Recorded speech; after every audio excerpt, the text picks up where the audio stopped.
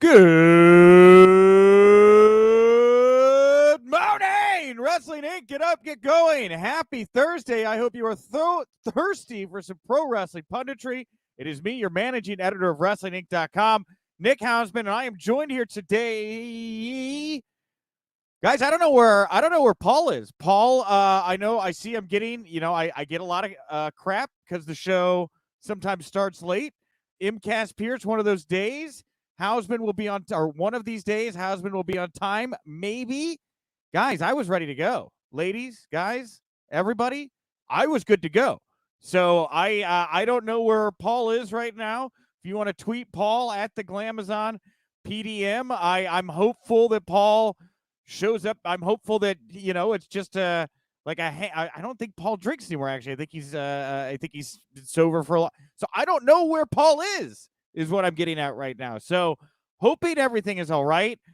We were already running late. I started scrambling and texted EJ to see if he could do this. And you know what? If we're going to just do this thing, I wanted to make sure we did it on time. So we're going to I think it may just be me today, everybody. I think it might just be Nick Hausman and the comment section doing the Wrestling Inc. Daily today. How about that, right? So, Scott Ficca, Paul AWOL, Nicholas, good morning. We have a lot to talk about here today. Yeah, thank you, Dave. One-man show. Brian Bills, happy Tuesday, Nick, or happy Thursday, Nick. Yeah, thank you guys so much. We're gonna try this out.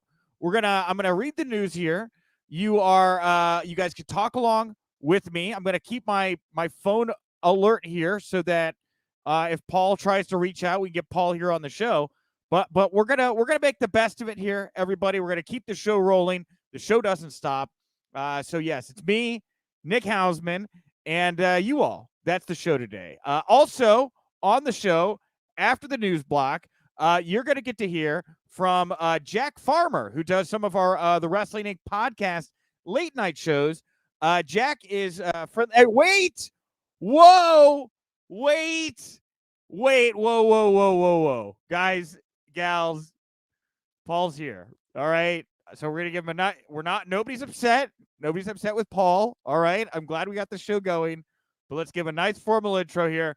Ladies and gentlemen, welcome to the show. My co-host on Thursdays, Paul Pratt, aka Pollo Del Mar. Paul, about 2 minutes ago, I just decided to let her rip and hope you'd show up, buddy. You know what? I am so glad that you were able to roll on without me, but I have to admit, it completely slipped my mind that today was Thursday because there was no AEW last night. You're right about that, Paul. And honestly, it's been weird for Raj and I too. Raj and I have multiple times been like going into signing things and referencing things as if yesterday was Thursday and today feels like a Friday, but it's not. It's Thursday. I relate, but we're glad you're here. Look at Lady Wiz here. Paul says Lady I'm Wiz. So sorry, Lady Wiz. It's I will say that it has become remarkably weird since the lockdown. There's something about since we started into COVID, my sense of days has completely left me, and everything is dictated by what I'm watching, like wrestling wise that day. I feel you, Paul. I feel you. A lot of people are in that mindset right now, but we got the Wrestling Inc. Daily to get to here today, everybody. Paul is in the house. He's drinking out of that orange cup there, the scissor up style, it looks like, right? That's a red cup, I think. But we have, like I said, orange. Okay. Like I said, later on in the show after the news block, Jack Farmer going to be in the house here talking with Defy Independent Tag Team, the Midnight Heat, in the house here today with Jack Farmer. Love them. You're a big Midnight Heat fan? Absolutely. Good. Wonderful. Over. Midnight Heat, get to know him here today with Jack Farmer. There'll be an action for what it's worth tonight at Defy Wrestling, so go check out Defy. And at the end of the show for everybody, we'll dive into the mailbag, Paul, and we're going to look at announced and rumored matches for AEW Full Gear, which is going to bring us right into news you can use. News you leave a bruise. And, if you don't want spoilers, I just wouldn't listen to today's show. I would just let this one go because the top news item here comes from a photo that recently surfaced of Tony Khan at the October 10th NFL game between the Tennessee Titans and the Jacksonville Jaguars, and from a Forbes video profile. So Khan is shown holding a notepad with Full Gear notes scribbled on a piece of paper. Most of the handwriting is hard to make out, but it does look like it is. It does look like it is the plans for Full Gear being revealed. So here is what Tony Khan looks to have scribbled out in his booking notepad. Hangman Adam Page versus Kenny Omega, which he'd already made public. And for what it's worth, Hangman's name is circled, implying there might be a title change there. Jon Moxley versus Bryan Danielson, Inner Circle versus America Top Team, MJF versus Darby Allin, CM Punk versus Wardlow, Thunder Rosa versus Jade Cargill, Adam Cole versus Christian Cage, the Young Bucks versus Jurassic Express, Cody Rhodes versus Malachi Black, or Andrade El Idolo, or Miro. Nobody listed next to Britt Baker, and it appears that FTR versus the AEW World Tag Team Champions, Lucha Brothers, maybe another one listed, but it's kind of hard to say. So there it is, Paul. What do you think about this getting out there? What do you think of the card? What are your thoughts in general about what we know now about AEW Full Gear, it seems? Well, none of these matches sound particularly surprising, so I don't know why people would be up in arms. I think it's moderately hilarious. The guy runs around with like a notepad that he's scribbling these things in, though. Yes, I'm of two minds of this, Paul. I had somebody this morning say to me, I think this is all a work, right? This came from like the Forbes video shoot. Tony knew he was being filmed. Why are you walking around with that thing turned backwards unless you're just totally aloof? But I don't know, like maybe I'm dumb, but like I've been thinking for a long time, there's this notebook that Tony has. What happens if the notebook gets left out somewhere or somebody gets their hands on the notebook and finally the notebook has come into play here, Paul? I don't know. I mean, I first of all, like I said, I don't think any of the matches are surprising. So, but there's something there's just something like increasingly bizarre about Tony Khan just running around with like, I mean, he really is like that kid who is like living in this world of fantasy as a child, but he just has daddy's money to actualize all of it. Well, the notebook thing, whatever your style, however you book, notebooks are pretty, it's like, he wants to be like the old bookers. They all had their notebooks and stuff, right? It looks just like something you'd see right out of, Mid-South or whatever, laying around in the back. But yeah, the card here, I don't know that there's anything surprising either. We've been building to MJF Darby, Hangman, Omega seemed like logical. Moxley Danielson, that's kind of interesting. That's going to be two big former WWE names going at each other. Yeah, I think that what comes from that to me is it hints more at a Moxley heel turn. Yeah. Moxley heel turn? Interesting.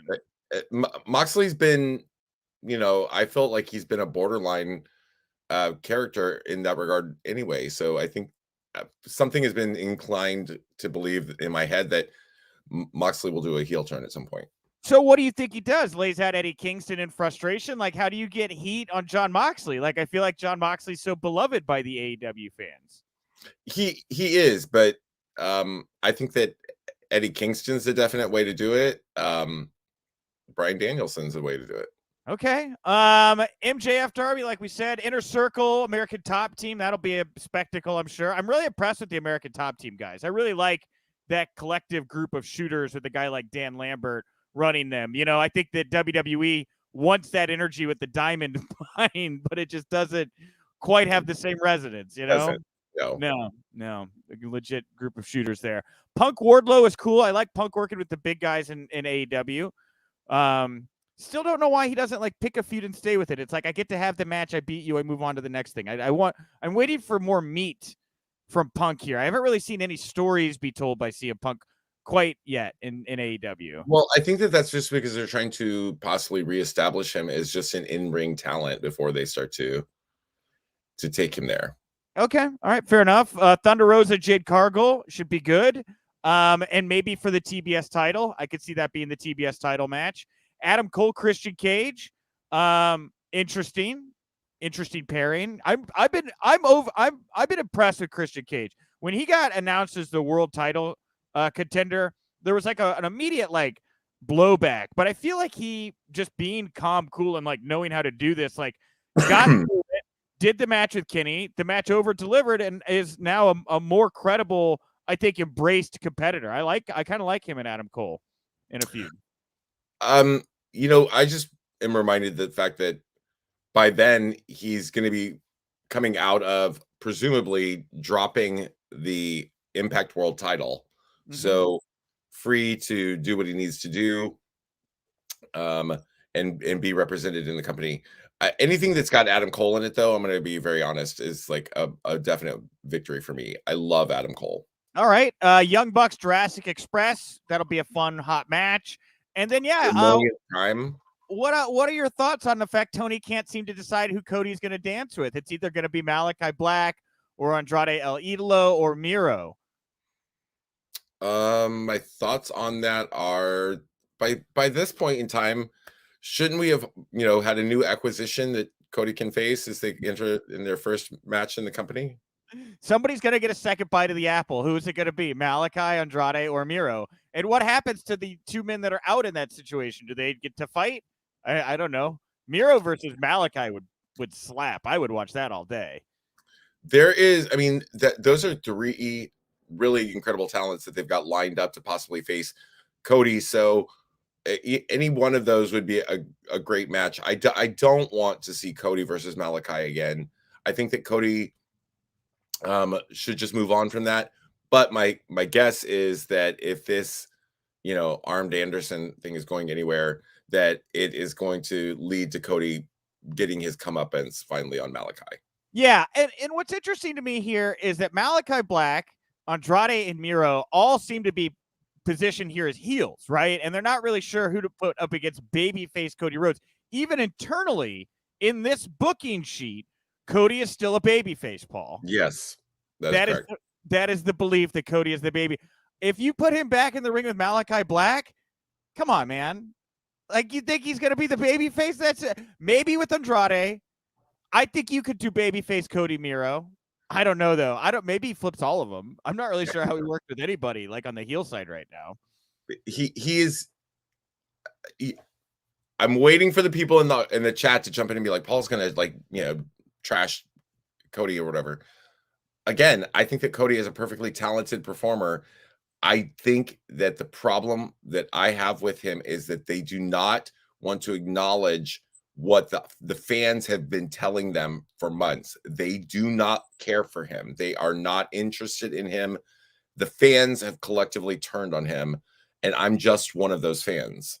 Yeah, and I see here Scott Ficka. Any of those three would get a face reaction versus Cody, and I think so too. I agree 100%. Yeah, what an interesting, especially since two of the three are foreign, meaning like non-American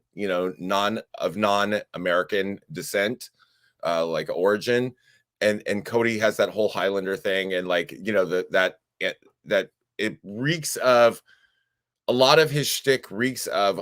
I've been on my Twitch. I've been watching these old school, Mid-South UWF era shows. And one of the things that they love is that like super patriotic all-American thing.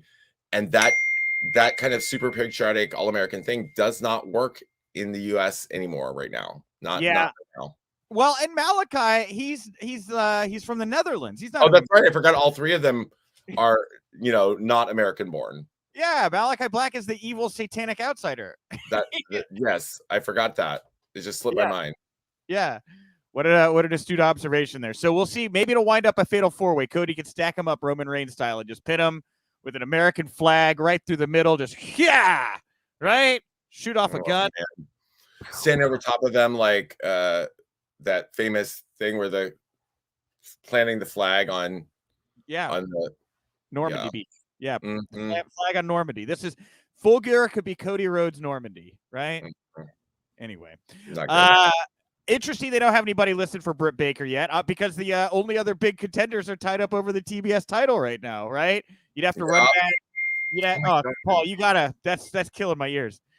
You gotta. You gotta either go back to Ruby, Statlander, I guess you could maybe heat up Sky Blue. She's somebody right now that fans seem to genuinely, be rallying around and is an upstart that they could take full credit for. She's maybe somebody I'd look at right now. I don't know. Yeah. Well, I think it's a situation where they are not developing women enough to support two titles simultaneously. We're talking about, we've got two major credible contenders, Thunder Rosa and Jade Cargill, but they're tied up with something else. So we're beginning to question who they actually have left to do that. Ruby Soho would be the obvious answer to me.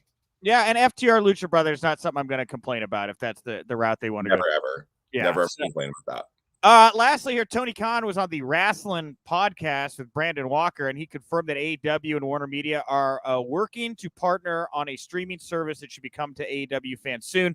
Noted they have over 100 episodes of Dynamite, dozens of pay-per-views now, or more than a dozen pay-per-views, I think. And obviously they have pounds of dark content, not even hours. They measure it in poundage. Pounds of dark. Yeah, pounds of AEW dark at elevation in the back, sitting in boxes. No, I mean, it's about time. I wonder, I don't know if Warner Media, they have Paramount Plus, HBO Plus, right? I don't really know. I don't know. I'm not sure. I don't know if AEW gets its own streaming service or it rolls over to something else. Honestly, if I was them, I'd look at the backlash the fans had to the WWE network going to Peacock and do their own thing and just kind of cop what WWE did and be like, hey, if you liked that interface, we got that interface for you, Or just make it available through I could see it being supported. The problem that people had with it rolling over to Peacock is they had adjusted to years of it being available on this other thing. And it was very easily accessible, easy to click through for them. I would just, if you're moving it or they're starting one, then you can start somewhere else and people will be accustomed to it from go. Yeah. And by the way, a couple users here, Supersonic X, MCASP, noting HBO Max. That's the platform Warner Media works with. And yeah, I love HBO Max. I have HBO Max. I watch quite a bit of content on HBO Max. I'd be down to find AEW there, but I don't know. It just seems like AEW is really good at leaning in on things that fans dislike about WWE. And why not just give the North American fans a badass AEW network? I think it's another way to absolutely continue and build out their branding. Sure. And I mean, it sounds like Tony might be able to work out stuff with like NWA and Impact and maybe even get some New Japan content and, have kind of a more robust platform for North American fans that kind of offers everything kind of but WWE, Yeah.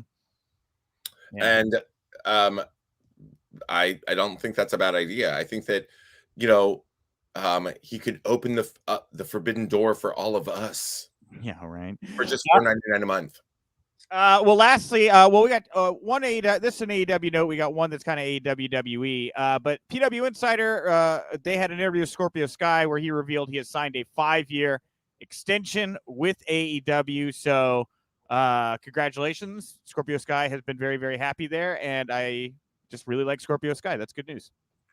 I like Scorpio Sky too, and maybe for all the wrong reasons because I think he's very attractive, but. At the same time, there's not been a lot of things to like about his work there. So hopefully now that they have like a 5-year extension, they're going to begin to build him out a little bit more. Yeah. And Dan Lambert, I think, is definitely helping with that process too for them. I agree. Well, and here comes our AEW WWE story. This is maybe the top news story at the moment in pro wrestling. Top Dolla AJ Francis from Hit Row Records tweeted out the following. Yesterday, he said, some of y'all favorite wrestlers only wear sneakers on camera to seem quote unquote cool and hip, but in real life, they rock Vans and Asics exclusively, but y'all not ready for that conversation. And when asked by MVP to reveal who he was referring to or cop to, I believe is what it said to, cap to, Dollar said that he'd prefer not to mention members of the competition. So it would seem he's taking a shot at the Young Bucks and their use of the Michael Jordans as of late. So the Young Bucks, doing what they do, responded to AJ Francis with their Twitter bio being changed to spent more on sneakers in September than the entire NXT roster did. Thoughts on the back and forth here between AJ Francis and the Young Bucks? This kind of stuff just doesn't interest me. I'll be honest, like I understand like the whole like the beefing type of idea. It seems perfectly in line to me with Hit Row Records, with it's supposed to, be this sort of like rap industry type of representation, and the rap industry is notorious for beefs. Let's just hope it doesn't end up the way that a lot of those do, with somebody getting shot in a, I'm hoping this ends non-violently. I am with you in exactly. That. I just think like it's of all the things for wrestling fans to get so up in arms and angry about. I'm not a shoe person, right? Like I wear New Balance. Like I am more on the side of the people AJ Francis is talking about, but I don't try to put on airs, right? I don't go around wearing Jordans occasionally or whatever. But it is it bad, Paul, to be wearing something in the ring to present the character you're trying to be, and then doing something outside the ring when you're being a human being? Because have you been around the Jacksons and interviewed them a couple times? I remember them wearing Chuck Taylors, right? I do not recall them wearing Jordans. My memory could be foggy. That's fine. But I don't judge them for wearing Chuck Taylors on the streets and Jordans in the sheets, so to speak. Oh my God. You said that you've interviewed the Jacksons, and I was like, Michael, Janet, Tito, which one? But at the same time, say that again. The good ones, the good Jacksons. So LaToya. But I am a sneaker person. I am a sneaker person. I have 37 pair of Adidas, but I don't mess with Nikes, because I don't care what people say, because I personally think that Nikes are basic. So that being said, these two people, going back and forth on Twitter over who has better sneakers is, I don't know. It shouldn't be headline news. No, it's just something people are clinging to right now and seem to be. People love that, like back and forth between the NXT and well, I guess actually Hit Row's getting ready to go and be main roster. They're going to be on SmackDown. So, and maybe that's the point, is like, I'm not some character. This is the real deal. AJ, top dollar AJ Francis, WYSIWYG. What you see is what you get here. Look, it's so obvious right now that if you want to make a bunch of noise in pro wrestling and you work for WWE or AEW, just do something casual enough to create a little bit of wind, and the kite will fly for miles at the moment, Paul. Well, I would say that on the most basic of levels, Top Dolla can comment on their shoes all they want, but the Jacksons could buy and sell like anything in anyone in Hit Row Records about 3 times over. AJ Francis is a former NFL player, dude. I still think that, like, I'm still not convinced. All right, fair enough. We have some write-ins here. Daniel Price, I rock Skechers and I rock them well. Great. MCASP, Vans are the best. Absolutely. Sure. Why not? Both good brands. Well, we found out yesterday from the Observer, WWE is not going to have a December pay-per-view this year. No pay-per-view this month either, other than Crown Jewel. But instead, they're going to do a New Year's Day pay-per-view called Day One. It is going to count as the December pay-per-view. The show is going to be the first ever pay-per-view held on New Year's Day. It's going to be in Atlanta at the State Farm Arena. There's also going to be a New Year's Eve SmackDown show at the Spectrum Center in Charlotte. WWE had previously announced an unofficial pay-per-view date for mid-December at the Allstate Arena in Chicago. That was supposed to be TLC. That appears to have been changed. And I guess us here in Chicago now, we're just going to get a normal, run-of-the-mill television event instead of TLC. God, I was kind of looking forward to it, I guess. I'll admit it. They clearly are beginning to recognize that they have an overabundance of pay-per-views, which have a increasingly lowered, let's say, there's an increasingly lowered anticipation level, as well as like diminished level of what any of those pay-per-views mean, right? Like there used to be a time when we would look forward to these and they were like something that was really going to be a payoff for a big event, but they become so standard that most of the time it's almost just like an extra Raw or an extra SmackDown. Yeah. From Sports Gamers Online, with WWE releasing as many as 54 superstars in this year, the post-launch downloadable content, or DLCs, for 2K 2022 has been heavily altered. The first DLC package was slated to be based around former NXT North American champion Bronson Reed.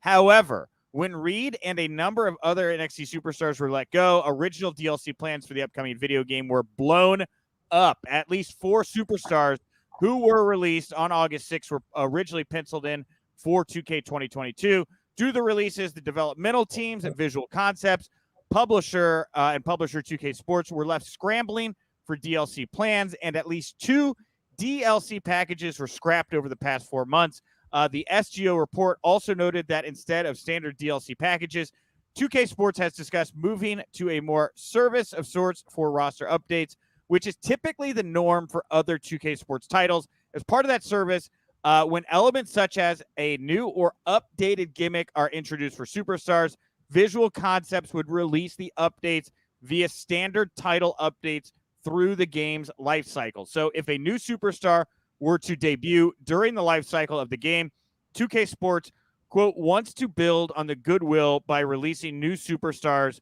for free. It should be noted that the new service is merely a rumor at this point, but what I gather from this is what they would start to do is just create a flushed out 2K, and as opposed to waiting each year for new wrestlers and all that type of stuff, you would be able to become a more fluid process for people to kind of engage the platform. Am I getting that right?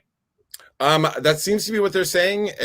I mean, kind of like how your phone does an auto update type of situation. I just think I do feel bad when you were reading that. Like, I go to the flip side of this.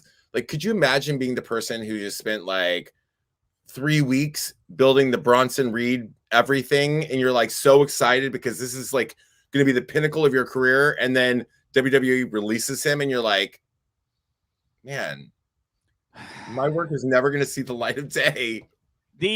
I think about that guy for sure, and 3 weeks I think is a little light. I mean, it takes a long months and months. Yeah, a long time, and you got to have people come in and pretend to be the wrestler and do mocap and build out the skins and yada yada, all that type stuff that goes into this. The scanning, and like Bronson Reed knew he was probably going to be doing this, right? And he's excited about that. Oh, how would they fire me? They're making me the centerpiece of a DLC pack. Like, what's crazy to me is just how far up, or how deep, not far up, but how deep Nick Khan was ready to just cut into WWE. Like, we are going to do a full-on purge of anything we think is not valuable at the moment.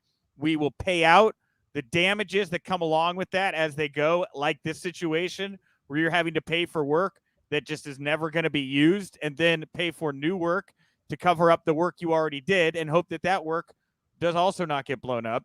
So it costs money when you're cutting money. I hope they're happy to the bottom line they got to, because this seems like a big mess to get there, Paul. And not to mention the fact that I think Bronson Reed was pretty spectacular. I was really enjoying him, the character development, the storytelling they had done with him. I felt strongly that he was somebody who they could have invested in further and continued to gain great momentum with. Yeah. All right. Well, this next story is maybe my favorite story of the day. So yesterday on the bump, Zelina Vega, she revealed a new Pokemon tattoo on her arm. Now, it's an Espeon, all right? She noted that the Espeon character is her favorite Pokemon character. It appears she got the tattoo done sometime this summer. And since the Money in the Bank pay-per-view, now, by the way, I am a huge Pokemon Go player. So if you are listening to this right now, I'm going to give away my trainer ID number. So if you want to become my friend in Pokemon Go, you can enter the following number, 191160649460. All right. So that's how you can engage me on that. And then also I'm going to show everybody here a picture. This is my Espeon here. Now, this is the psychic-based evolution form of the Eevee, which is a normal type Pokemon. It looks like a little like fox squirrel that can evolve into like 5 different kinds of Pokemon. There's Vaporeon, Glaceon. She went the Vaporeon route, which is a psychic-based version of the Eevee, and I think it was a good choice. Bold choice. Wasn't something I would expect her to get, but I think says a lot about her personality, Paul. Yeah. Awesome. Final story. Final news item. You're not a Pokemon. You're not a Pokemon person, I'm gathering, Paul. Nope. Not a Pokemon person. Don't know anything you're talking about. The only thing that it makes me think about is when I toured Taiwan and then jumped over to the Philippines. They were having like a Pokemon Go craze back then. Sure. And people would like in Manila, there's this beautiful downtown Manila. There's this beautiful like big shopping plaza, and they have specific areas that are dedicated explicitly to Pokemon Go, and people would like gather there. But people would be so involved in the game, they would like accidentally mow you over trying to catch things, and it was like those people were very irritating. Yeah, no, I'm not like, but you know, there are times, certain events and stuff where, you know, you got to move as a group, and I've been a part of those kinds of herds of Pokemon players, and I understand the frustrations. But what a fun game. I see it's mixed opinions here in regards to Pokemon. We have the real Magnation, hell yes, Pokemon and wrestling. Brian Bills, we're all scrambling, Nick. I'm sure to go send me your Pokemon trainer ID request. But we also have Scott Ficca here, completely lost. We have Scott. Dave in. That was the worst 3 minutes in Wink Daily history, sadly. DX Vex. About time, Nick. Why didn't you tell me before you were a Pogo player? Guys. Just look at him, y'all. He looks like a Pokemon player. I do. And the funny thing is children don't play Pokemon Go, largely. It seems like they do not. Like, it's all adults. You know, it's random because this has come up a couple times. Like a friend of mine, a local professional wrestler, Rick Luxury, was telling me how his kids were like wanting him to play, you know, Pokemon Go, or he'd been playing Pokemon Go with them or something. And then he realized they'd been like tapping in and stealing his, like, I don't know what you win. Like they'd been stealing his lives or his like this or that. And I was like, none of this makes sense to me. They were probably trading away his Pokemon. They were probably taking. I think that's what they were doing. They would probably take his nice Pokemon and then trade it back to him for like a not so nice Pokemon to increase their Pokedex. Something that Liz and I have never ever tried to do to one another in fits of alcohol-induced situations. I see here Peter Conklin saying my Flareon is 3K, baby. Look, Glaceon 3330, buddy, right there. That is a very powerful Eevee evolution. All right, we're losing people. So we're going to move. Lost your co-host. I joined late and now I'm regretting that I even showed up. I never get to talk Pokemon Go on this show. I had an opening here because there's Zelina. There's a reason for that, Nick. There's a reason for it. Okay, all right, finally. Last item here. WWE Hall of Famer, the $1 Million Man Ted DiBiase, and his two sons, Ted DiBiase Jr. and Brett DiBiase, have been ordered to repay millions of dollars in misappropriated welfare funds to the state of Mississippi. We noted back in 2019 and 20 how the DiBiase family members were wrapped up in a scandal after it was revealed that more than $77 million of temporary assistance for needy families funds were misused in the state of Mississippi. The scheme to defraud the Mississippi Department of Human Services was called the largest public embezzlement case in state history, and Brett pled guilty to charges back in December. It was announced this week by Mississippi State Auditor Shad White's office that several vendors have been ordered to repay the misspent welfare money. Brett has been ordered to pay back $225,950. Ted Jr. ordered to pay back $3.903 million, nearly $4 million. Heart of David Ministries, controlled by Ted Sr., the $1 Million Man himself, they're ordered to pay back $722,299. It was noted that if the demanded amounts are not repaid within 30 days, the state Attorney General's office is responsible for enforcing the demands in court. The demands are civil, not criminal, and a civil demand does not imply criminal liability. But this is the kind of situation where they just take your house, your car, your watch, maybe your fillings. And if you can't give them that and more what you took from them, probably go bankrupt, right? I would think that the interesting thing to me is when I'm listening to this, besides the fact that the sheer irony of the $1 million man stealing millions of dollars, like his family collectively, that's like almost $4 million, $5 million that we're talking about there. Yeah. When I was listening to that, like, yes, this is a civil thing, but if they are defrauding the state of Mississippi, that's a criminal thing. So, like, if they're defrauding the state of Mississippi's welfare system or whatever this is, and embezzling like this, they're embezzling from the state of Mississippi. Right. It's not like you're embezzling from some private company. They're embezzling from a state. That becomes criminal real fast. And my guess is in Mississippi, they're like, we're going to put you in jail. We're going to get our stuff from you.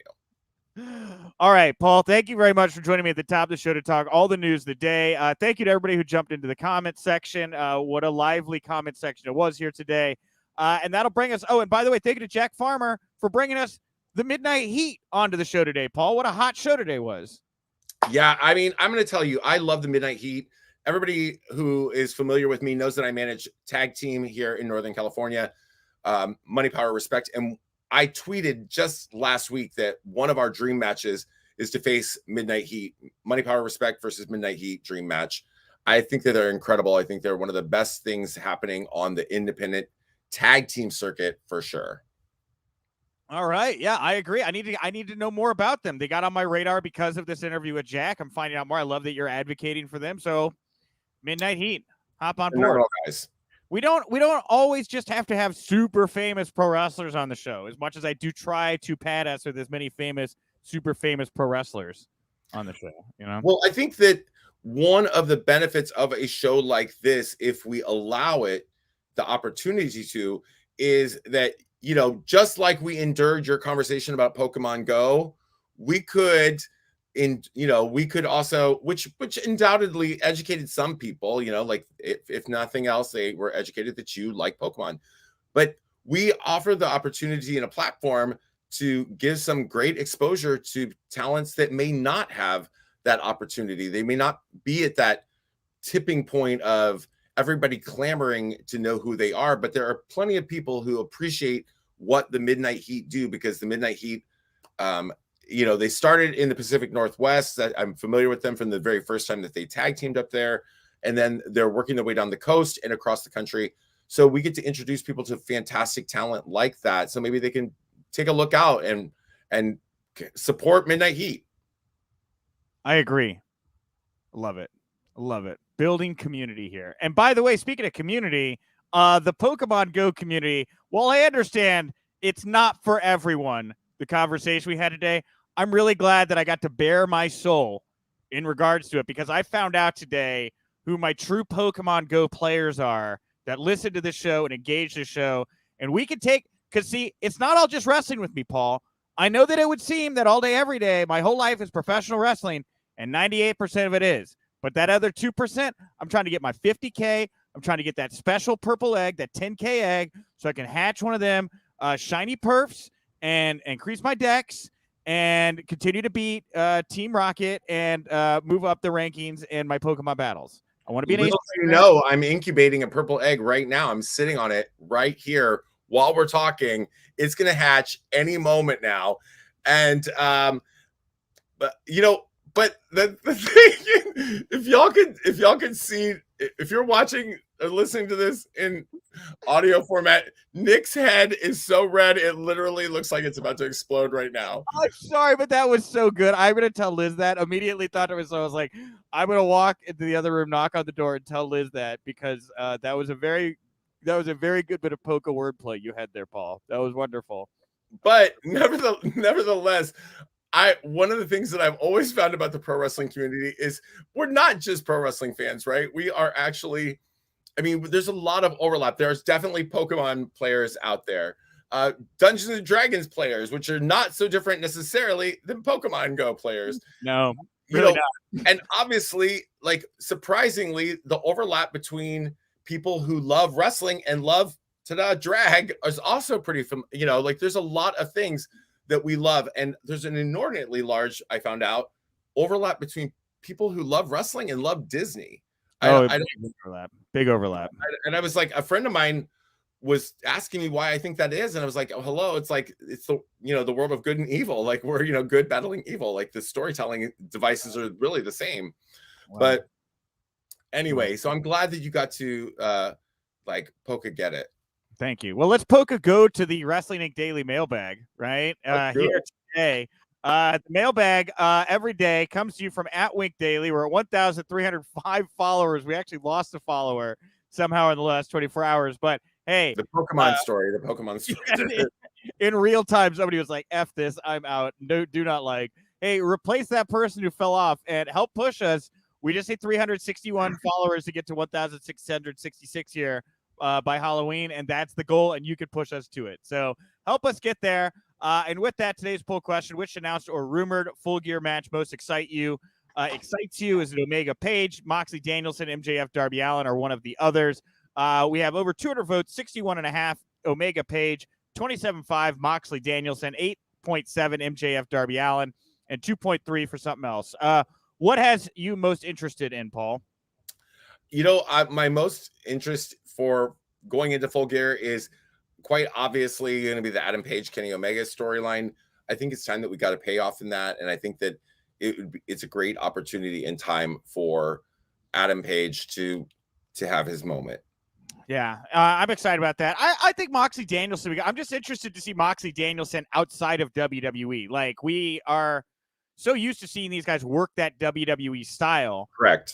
And to be fair, you can learn things doing that style too, right? It's a much more entertainment presentational style, taking what they learned from WWE, mixing it with what they loved before WWE and bringing it to this platform. I think it's going to just be a really interesting match to watch between those two. Yeah, I mean, I think that it's going to be definitely different than anything we've seen from them before. And we haven't, to my immediate recollection, seen a great deal of these two facing off anyway. No, we have not. No, not a whole lot between Moxley and Danielson. So that's my pick. All right, well, I'm going to kind of wrap up the mailbag a little quick here today because I don't have the Midnight Heat interview scheduled on YouTube yet, and I want to try to get it out to you all as close to 1 o'clock Eastern as possible so that when we wrap up here, you can jump over to the YouTube channel and find the show, support Jack, support Midnight Heat, all of that wonderful stuff. We're going to have a post up on the site, by the way, with some of their comments as well. So if you want to help spread that interview around as well and support Midnight Heat, copy paste that URL, share that on all your socials, right? All that stuff is always great. Congratulations, Jack, on your first interview for the site. Always great to have another voice in the mix. And come back tomorrow, everybody. We are going to wrap up the week. I'm going to be talking to my good friend Joe Dombrowski, who just got hired as MLW's new play-by-play commentator. I don't know. Are you familiar with Joe, Paul? I am not at this point. Well, you should hook up with Joe. Not hook up with Joe, but like you should. I mean, maybe we already have, but I didn't want to tell you. Well, you both are, part of the LGBTQ community, so I don't want to get rumors started, Paul. But I didn't know that. So, I'm not familiar, but I'll definitely check him out. Okay, yeah, Joe's awesome. He's been he was doing commentary for Ring of Honor for a while. He's produced some really good independent wrestling documentaries, the Montreal Theory, looking at whether or not that was all a work, and of course, probably his biggest piece of work. He did a documentary called The Legend of Virgil and his traveling merchandise table, which is worth your time. So anyway, Joe be in the house. He's the new MLW play-by-play guy. You get to hear from him and me. SupportWrestlingInc.com. We're on all the socials. The Wrestling Podcast is just like this, only at night. Support that on all the podcast platforms in here as well. And this Saturday, I should say, it's going to be a very busy Saturday pro wrestling-wise for me. If you want to come out to Wizard World in Chicago, 3 o'clock, I will be doing the Blake and Sal Pro Wrestling panel where they're just going to talk to me about this, doing pro wrestling journalism and the state of the business, and we'll have a live Q&A with the Wizard World fans. So come out for that, and then I'm going to hop in a car. I'm going to head out to Chicago Heights, where we have Warrior Wrestling this Saturday night as well. That'll be on Fight.tv. Bret the Hitman Hart is going to be in the house for that one. He'll be a part of the Fight TV stream, too, I found out last night at the production meeting, which is really cool. So a lot of great stuff this Saturday you can support me at and support those great entities as well. Paul, what do you want to put over here to wrap up the show today? My weekend is actually, thankfully, not as exciting as yours because I have to have some downtime. But I am spending a lot of time growing my Twitch channel. Please join me at twitch.tv/Pollo Del Mar. We stream old school professional wrestling several nights a week there. And I've noticed an overlap with some of the people like Brian Bills, who's in here in our chat talking to us, who pop over and join us. So it's a lot of fun. Colt Cabana was in the chat last night, which was random, but very much appreciated. So please check out twitch.tv/Pollo Del Mar. Join our little community as we grow. All right. Well, you tell Cabana there to go check out the Wrestling Inc. Daily sometime. How about you please send the message there? Let's send him back here. We're gonna send people back and forth. Yeah, go support Paul. Somebody just followed. That's like real time. That's a person following my somebody just followed my Twitch. I need to close that down because I didn't expect that to happen. But that was Dave in. He said just subbed Paul. So wait, every time you get a subscriber on Twitch, a dance party happens? It's a dancing rainbow sheep, and it screams out, "Yes, queen! Yes, yes, queen!" Well, all right then. True story. Well, so, light them up today. We need that rainbow sheep all over Paul's screen today. Y'all, I'm going to tell you something that's crazy though about that Twitch stream. Like, I was inspired by Effie and Zicky Dice. I did a appearance on their Twitch, and the Twitch following people is so interactive and very interesting to me because you're interacting in real time. It's not like Twitter or other things where, you're actually there. They're chatting with you, very similar to how this is. And we just decided to like start streaming, and it's so weird to watch something grow from like 2 or 3 of us last night. I mean, it's not huge. I'm not a huge streamer there yet, but to 30 people interacting with you all night long while we're watching pro wrestling and being very interactive. It's been a really great experience for me. And I told them, I'm like, this is the crap I used to do by myself. So the fact that I'm sitting here with y'all and interacting, it makes me feel like less of a loser. So thank you for jumping over and following me on Twitch. Well, you're absolutely not a loser, Paul. I know that. Liz and I have seen you live now, and you command a room and a space, and I know how beloved you are. So you are absolutely not a loser. I appreciate that. And everybody, by the way, if you're tuning in, you are also not a loser. You have won. You're following the daily. I love the community we're building here. I can't wait to keep marching forward. I am at Nick_Hausman over on Twitter. Thank you all so much for tuning in. Do you have one more thing you want to say? Yes, because I forgot that over the weekend, of course, we launched the Tag Me In United, the hashtag Tag Me In United. I saw that. Mental health awareness campaign. It is legendary professional wrestlers that you know and love. And I'm blessed to be part of that.